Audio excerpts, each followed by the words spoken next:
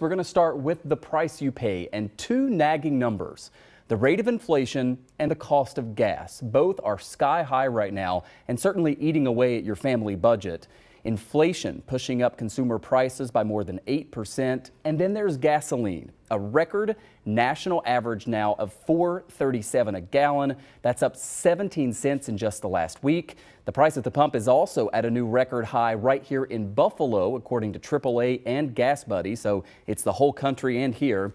In a moment, we'll talk live with GasBuddy's head of petroleum analysis to get answers on why fuel prices are going up.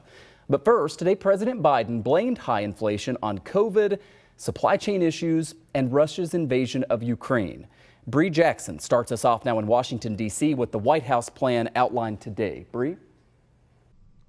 Michael, President Biden touted his administration's efforts to tackle inflation while drawing a stark contrast between his plan and Republican proposals. Gas prices rising by the day. Look what I just put, $95. Insane. I'd never seen anything like this before. The national average now at a record high $4.37, up 17 cents from just a week ago. President Biden says addressing inflation is his top domestic priority, laying out his plan to lower costs and reduce the federal deficit. By asking large corporations and the wealthiest Americans to not engage in price gouging and to pay their fair share in taxes. The president taking aim at his critics. Republicans have offered plenty of blame, but not a single solution to actually bring down the energy prices. Republicans firing back. Joe Biden gave a talk this morning, blamed everybody else on inflation. He took no responsibility and has no plan. Saying Democrats' policies are what's hurting Americans, pointing to a record high 8.5% inflation. They took an economy that was ready to soar, turned it around, and drove it into the ground. There's also a nationwide baby formula shortage, driven largely by supply chain disruptions, something President Biden also highlighted as current economic downfalls. We're seeing it from your mom and pops all the way up to our large supercenters, pharmacies. Experts warn the war in Ukraine and rising COVID cases could further add to economic uncertainty. On Wednesday morning, the Labor Department will release its report on April consumer prices, and all eyes will be on those latest inflation numbers. In Washington, I'm Bree Jackson for the Town Hall. Michael, back to you in Buffalo.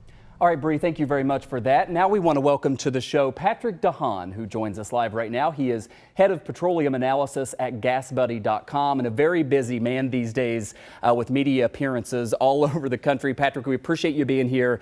People obviously wondering right now why gasoline has gotten so expensive. And we've always been told that the price you pay at the pump is directly tied to oil. And I want to show our viewers, earlier this year, the record high for gasoline, before this year, I should say, was summer of '08. It was $4.14 a gallon. Back then, West Texas Intermediate oil was $140 a barrel. The highest it's been lately is $120 a barrel. That was 2 months ago, yet gas prices almost $4.40 a gallon. And by the way, as of 5 o'clock this evening, oil was at $99 a barrel. So I think people are seeing this as a disconnect between the cost of oil and the cost of gasoline. You tweeted today about refining capacity being a factor. Can you explain why gas is getting more expensive even as oil is getting cheaper? Well, you can have all the oil in the world and that oil could be $5 a barrel, but if there's nobody to refine it, you're going to have gas prices that are completely disconnected and could theoretically be $10 a gallon when oil is $5 a barrel. It's all about refining capacity, and that's what a lot of Americans don't think about. The unfortunate reality is that over the last 3 years, we've lost 3 major refineries, one in 2019 that caught fire and shut down permanently, another one in Canada and Newfoundland that supplies much of the Northeast, and another one last year because of Hurricane Ida. Now the nation is facing 1 million barrels a day less of capacity than 3 years ago, and we're experiencing the kink in the chain now is not necessarily oil, but also being able to refine as much oil into gas and diesel, by the way. I'm sure you've noticed the price of diesel is now over $6 a gallon. Part of that is because of the bottleneck at refineries. Yeah, you see diesel prices, and it's really just shocking. I think people watching this, though, in the context of what you just said, are going to wonder why maybe the big oil companies aren't increasing their refining capacity, maybe investing in what you just mentioned there. We're showing our viewers the first quarter profits for Exxon, Mobil, Chevron, and Shell. Collectively, they made more than $18 billion with a B in profit in just the first 3 months of this year, just as gas prices were soaring. Should they be investing some of those earnings to help lower prices? And any chance you think that that happens? Well, they certainly are investing some of them, but keep in mind the opposition and a lot of political movements here that would oppose oil companies increasing refining capacity and increasing our reliance on those refined products. I think it would be extremely challenging to expand refining capacity because of the resistance or infighting that may take place should a refinery exist. And let's be honest, regulations are not going away. There have been more regulations on refining in the last decade that have made it more difficult to do. So the other interesting fact is, yes, oil companies could probably do a little bit more. I think that's where some of the optics surrounding politics comes into play. I think it's no mystery that the administration has had a different stance in the oil and gas sector over the last year and a half. And the oil and gas industry is a little bit apprehensive about investing when the administration has gone after them.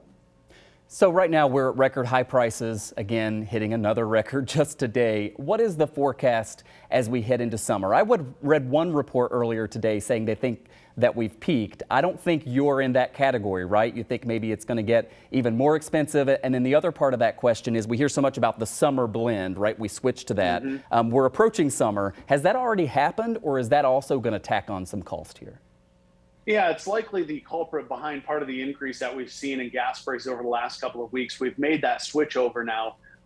In regards to where we're going this summer, it could be a bit of a bumpy ride. Now, keep in mind, a lot of the reason why prices are so much higher right now and have gone up since March is the fact that Russia is a major oil producer, and the U.S. is sanctioning, along with many other countries, that Russian oil.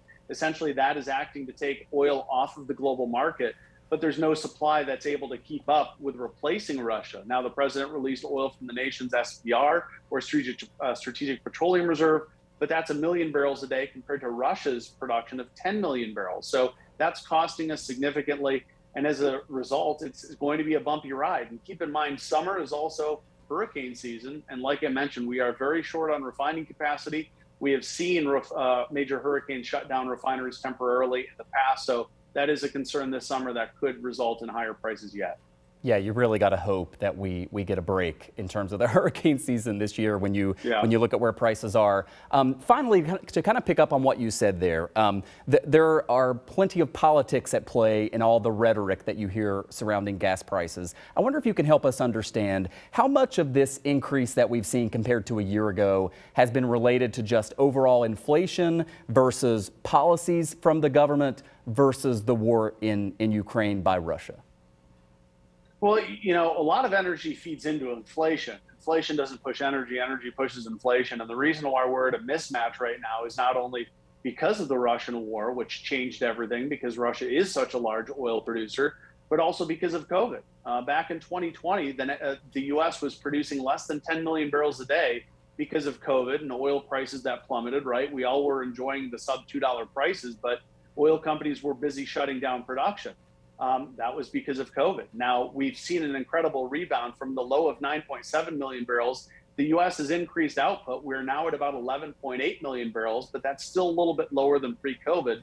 We're moving in the right direction. I'll say the policies of the administration are likely a long-term absolute negative. But to think that policies that have been implemented in the last year have had an effect, they haven't yet. The Keystone Pipeline, even if you had it built, Canada doesn't have enough oil to put into it to make a meaningful difference. And keep in mind, there's been a lot said about the president's anti-drilling policies. Oil companies still have thousands of permits. The problem is not drilling. The problem is getting people to do it, getting the machinery and manpower to where it needs to go to increase output. And like I said, that's happening at a slow pace, but with oil prices high, I expect that to improve. Yeah, and all the while, we just keep paying these high prices, right? I mean, it doesn't look great. Patrick Dehaan is head of petroleum analysis with GasBuddy.com. I know you're a busy man. We appreciate you making some time for us. Thanks for having me.